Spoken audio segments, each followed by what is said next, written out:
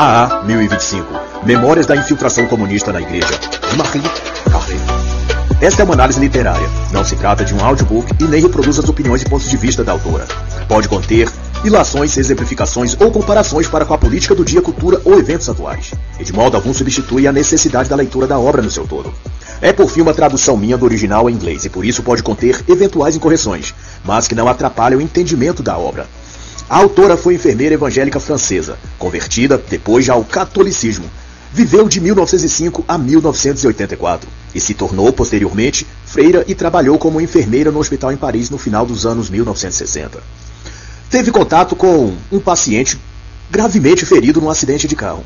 Este veio a falecer e, não tendo nenhuma forma de identificação, Marie Carré vasculhou a única coisa que o homem trazia consigo: uma pasta contendo papéis escritos e essas coisas. Ela não achou nenhum documento, mas encontrou um maço de folhas datilografadas, cerca de 100 páginas, um tipo de livro de memórias.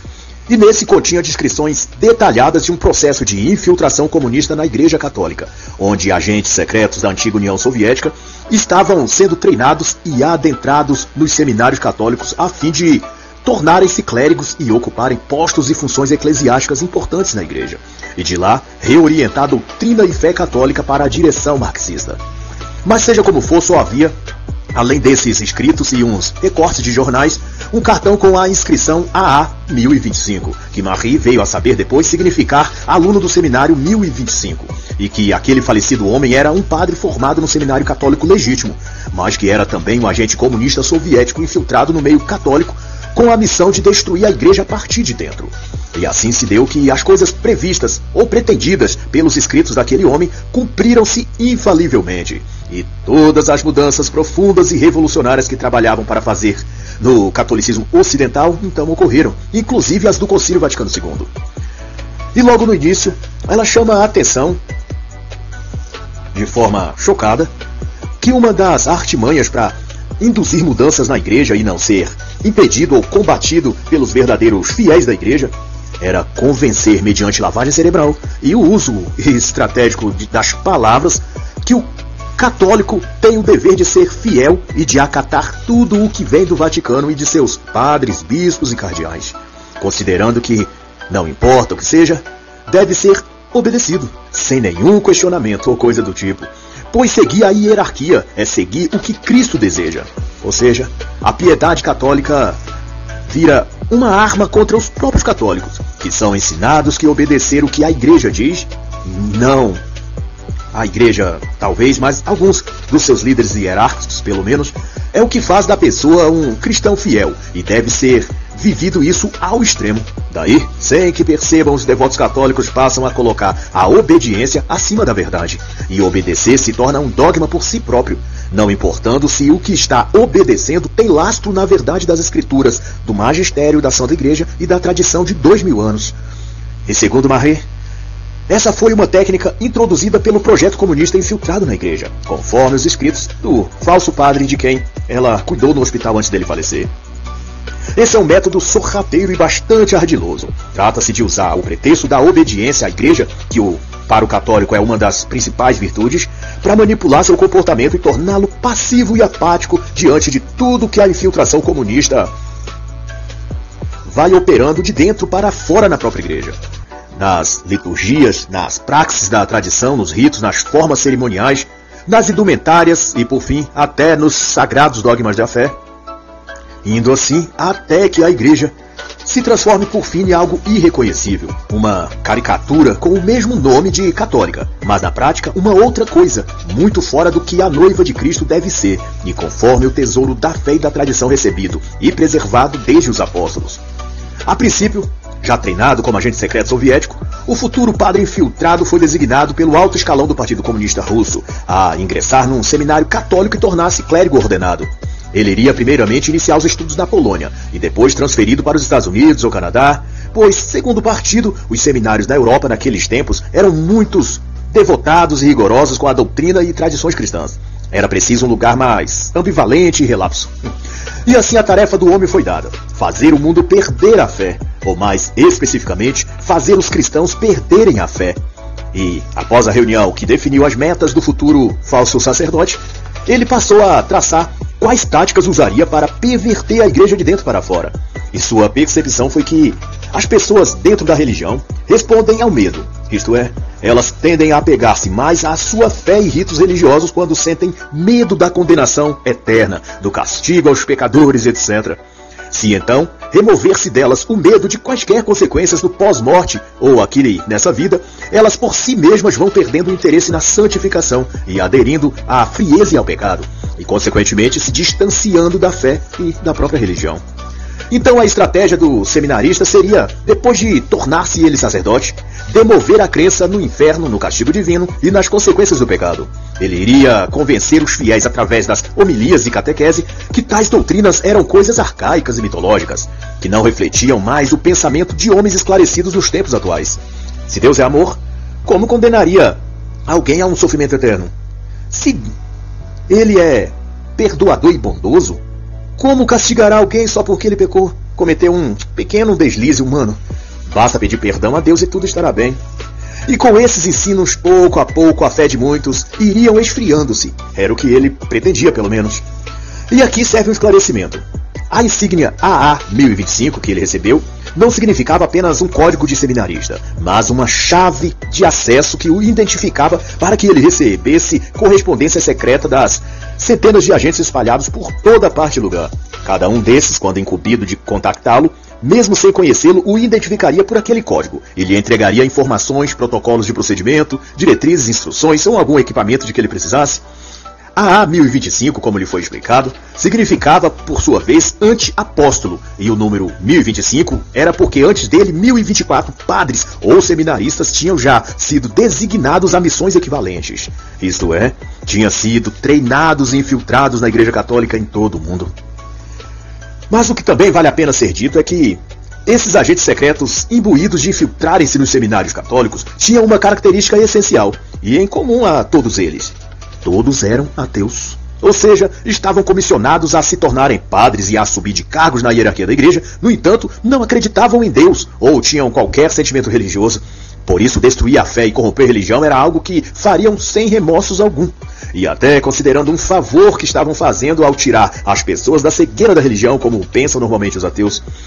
Mas o que não é dito aos adeptos do ateísmo, como ficou sabendo depois o seminarista, é que o ateísmo era um ramo da política, e portanto continha uma carga ideológica injetada nele pelo próprio Partido Comunista, ou no caso a KGB, para fins de doutrinamento mental e persuasão psicológica.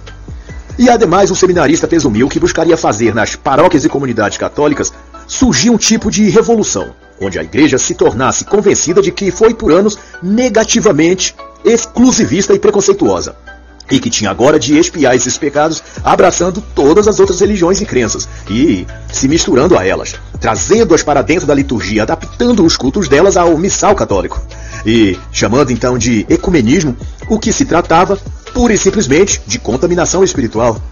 A premissa teológica era justificar que um Deus bom e amoroso não excluiria algum dos seus filhos só porque ele usa um cocá na cabeça, ou uma veste rodada branca, ou um manto negro com capuz, e chama o seu Deus de Orixá, de Shiva, Tupã.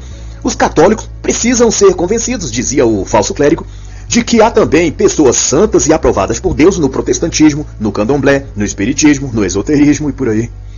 A princípio, o seminarista tinha a seu dispor uma rede de 10 contatos subalternos imediatos, técnicos preparados em vários campos do saber e instruídos a contactar escritores, teólogos e jornalistas, e manipulá-los por quaisquer meios que fosse necessário, para que então esses reverberassem as ideias e planos do partido, mas, porém, sem nunca saberem que aqueles conteúdos vêm do partido. Eles deviam achar todas as ideias benévolas e úteis para a sociedade. De outro modo, o que cada um desses agentes comunistas e todos os integrantes e apoiadores da causa marxista não percebem é que, apesar de se declararem ateus, eles são, na verdade, devotos fervorosos de uma religião humana e materialista chamada partido ou causa comunista. Eles simplesmente trocaram a religião sobrenatural por uma outra de cunho social e político. E o seminarista demonstra isso quando foi interrogado por um chefe da alta hierarquia da KGB. Ele foi perguntado o que mais importava para ele na vida. No que ele respondeu, sem pensar duas vezes: para mim importa o triunfo do partido. Para cada marxista e progressista no mundo, ver o triunfo do comunismo é o objeto de sua maior devoção. Ele não crê em Deus, despreza a família, se corrompe, mata, engana, mente, mas para ver seu objetivo maior se realizando, que é ver a ideologia de Karl Marx e Engels difundida e se estabelecendo de canto a canto neste mundo. O partido é a sua igreja e o comunismo é a sua religião. Por isso não existe comunista ateu. Existe comunista anticristão, essa é a verdade. Eles têm uma religião e ela se opõe ao cristianismo. No fundo, não é o capitalismo o verdadeiro inimigo do comunismo, mas a fé cristã. É dos cristãos que todo ideólogo progressista sente ódio e até aversão. Porém, uma coisa estava selada, e era que os infiltrados na igreja trabalhariam pela união distorcida da Igreja Católica para uma espécie de conciliação com os protestantes e demais religiões, incluindo o espiritismo, o ocultismo. De imediato, suprimiriam palavras divisoras das citações da missa, das celebrações e da liturgia. Uma dessas palavras, por exemplo, eram Jesus, inferno, santidade, penitência, arrependimento. E, em lugar dessas, usar expressões que indicassem inclusão, união, igualdade social ou religiosa. E segundo o infiltrado, se a linguagem for modificada, a mentalidade também será, e, consequentemente, as atitudes e ações. Ao mesmo tempo, seria incentivado trocar-se a busca pela espiritualidade pelo tal bem-estar social. Em vez de lutar contra o pecado, os cristãos seriam estimulados a lutar contra a fome. Em lugar da santidade, a buscarem a igualdade, seja social, racial, material ou de gênero, e entre os sexos masculino, feminino, etc. E outro passo na estratégia de destruir a igreja era promover a censura ao celibato, incentivar que essa praxe católica fosse rediscutida e os padres passassem a se casar, e finalmente as missas tradicionais ou chamadas tridentinas deixassem de ser realizadas. E se posso eu comentar, esse livro foi publicado em 1972, e o seminarista infiltrado já havia falecido, sabe-se lá há quanto tempo. E esses relatos dele narravam os acontecidos de quando ele era ainda jovem, e formando-se como padre e galgando ao mesmo tempo as fileiras do Partido Comunista. Então, julga-se que esses eventos tenham se passado mais ou menos entre 1920 a 1940, alguma coisa por aí. O que fora muito anterior ao Concílio Vaticano II, que introduziu severas mudanças nos ritos e liturgias católicas. Além de que a guerra contra o celibato é algo também muito recente, indicando que a infiltração comunista fez a igreja um nível de podridão que até os nossos dias temos vistos frutificar. Os frutos podres, é claro, da infecção satânica que é quem, na verdade, está por trás de todos esses projetos comunistas. E ao longo do tempo, o antiapóstolo conheceu vários devotos da religião comunista, como ele era, cada um com uma tarefa e missão específica. Havia um, por exemplo, infiltrado em Roma, que tornara-se lá especialista em Sagradas Escrituras e trabalhava na tradução da Bíblia ao lado de um luterano revolucionário para sutilmente modificarem expressões exegéticas nos textos sagrados para tentar negar os pontos principais que sustentam os dogmas de fé católicos. 3 deles eram os principais: a virgindade perpétua de Maria, a presença real de Cristo na Eucaristia e a ressurreição de Jesus Cristo. Mas além desses, havia outras coisas sendo suprimidas, e nesse particular, além de buscar mudanças no ordinário da missa e nas palavras litúrgicas pronunciadas durante a missa, isso veio a se concretizar no Concílio Vaticano II, digo eu, também procuravam mudar a santidade do domingo, alterando de dia do Senhor para dia consagrado à natureza. Mas todas essas transformações foram ganhando notoriedade sob o nome de modernismo. Eu fazendo aqui esse adendo. E conforme já denunciado e maravilhosamente explicado por Dom Lefebvre, dentre tantos, na Conferência de Montreal de 1982, que fala exclusivamente da infiltração modernista na igreja.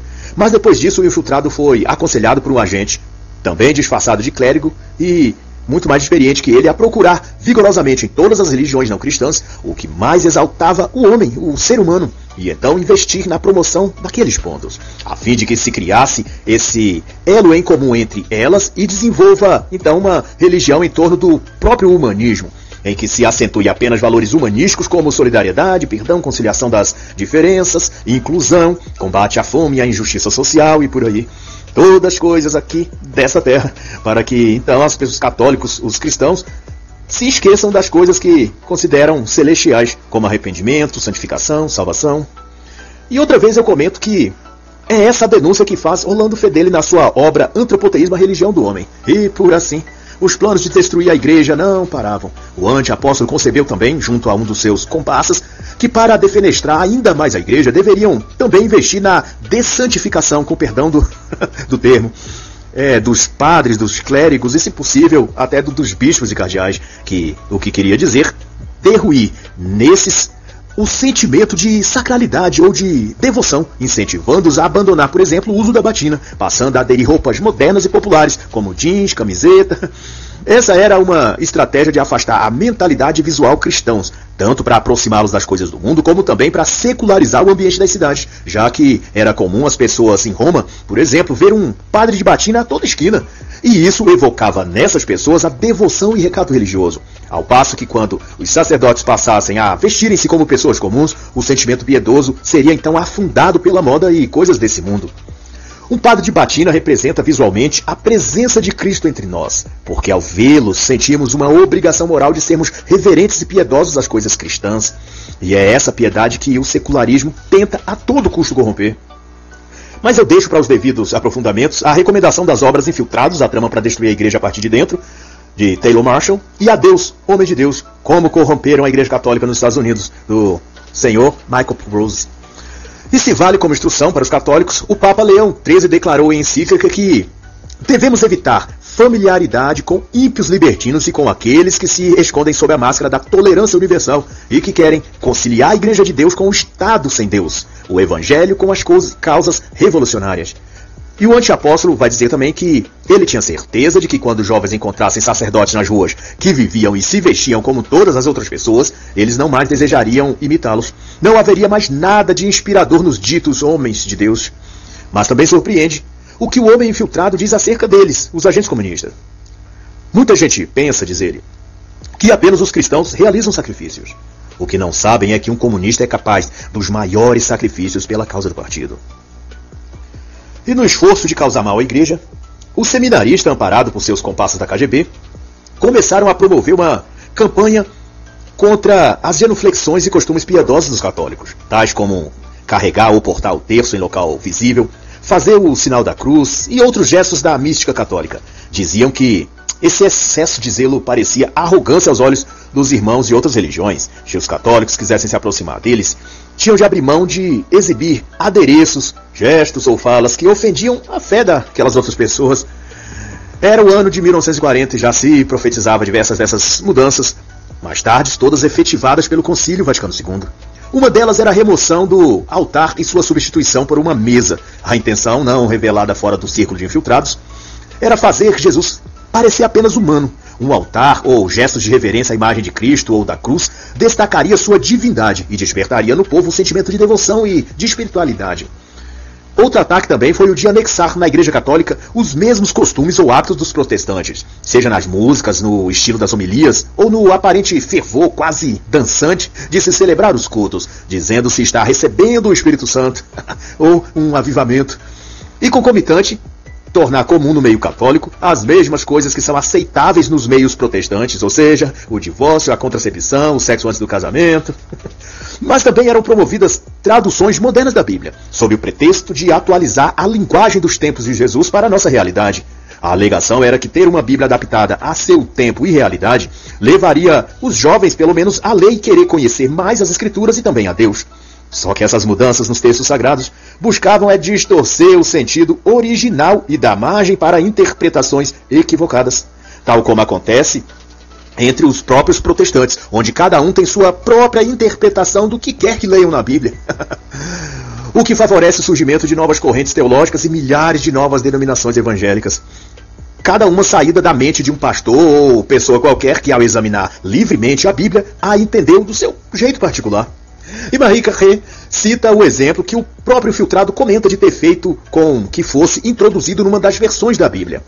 Em lugar de "as portas do inferno não prevalecerão contra ela", referindo-se à igreja, o versículo passou a ser "as portas do inferno nunca serão capazes de fazer nada contra ela". E essa sutil mudança produz inúmeras interpretações, incluindo a que um místico ou esotérico possa especular que o que chamam de inferno nunca será capaz de fazer mal contra a igreja, justamente porque não é mal. Ou seja, o inferno, o diabo ou as ditas forças do mal não são o que a vida ou do pensamento preconceituoso dos cristãos acusaram de ser. O texto poderia sugerir que o mal não fará mal à igreja porque ele não é essencialmente mal. Ele atua de forma às vezes não compreendida, mas busca sempre incentivar a evolução dos indivíduos. como a mão esquerda e direita na magia. Ambas são energias ou forças vitais que demandam o equilíbrio delas para que produzam os resultados esperados. Ou o ateu pode interpretar que o inferno nunca fará mal contra a igreja, porque esse lugar chamado inferno não existe. Isto é, não há nada após a morte e ninguém vai para o inferno. Por isso, ele nunca fará mal a ninguém. E assim, milhares de interpretações podem ser tiradas desses textos quando são sutilmente alterados. E, com sorte, é o que esperava o herege infiltrado, os católicos iriam se dividir tanto quanto os evangélicos e ter cada um seu guru das escrituras, ou serem eles mesmos os legítimos intérpretes da Bíblia. Assim como Lutero achou que fosse, Calvino também pensou assim, John Wesley, Zwingli, Armínio, Ellen White, cada um deles pensaram terem a divina revelação e interpretação das escrituras. Ai, ai. Afinal, de regra geral, todos os protestantes se acham iluminados pela centelha divina para entender a legítima interpretação da Bíblia. Em tudo, porém, o que se dizia ou fazia, o infiltrado e seu bando de falsos padres exaltavam a importância crucial de se forjar uma igreja ou religião universal, uma espécie de nova ordem religiosa secular. Mais tarde, vale a pena dizer também, esse projeto foi abraçado pela ONU, como conta em detalhes Monsenhor Sanaúja em seu extraordinário livro Poder Global e Religião Universal. Mas afora isso, vislumbrava-se para o anti-apóstolo que, após se formar no seminário, ele fosse para Roma realizar estudos superiores, e quem sabe uma temporada como um professor até. Discutia-se que nada poderia ser mais eficaz do que assumir essa posição-chave, a de dar aulas num seminário e formar novos padres já com a mente totalmente desviada da verdade. E nessa semeadura o propósito era também lançar as sementes da frieza e do abandono e desuso dos sacramentos da confissão, da crisma, e também desestimular os católicos quanto ao casamento religioso. Deveriam eles ser estimulados apenas ao casamento civil e em seguida passar a normalizar o divórcio e o segundo casamento. Em outras palavras, adequar a igreja ao mundo moderno e suas práticas anticristãs. E para coroar tudo isso, trabalhar para incorporar o diaconato e sacerdócio para as mulheres. Todas essas coisas devem ser atacadas indiretamente, dizia o infiltrado. Se você atacá-las frontalmente, os católicos se rebelarão. Mas, via de regra, depois de formado e sagrado a padre, o anti-apóstolo foi deslocado então para Roma, e lá estudou e arquitetou novos projetos de modernizar a igreja.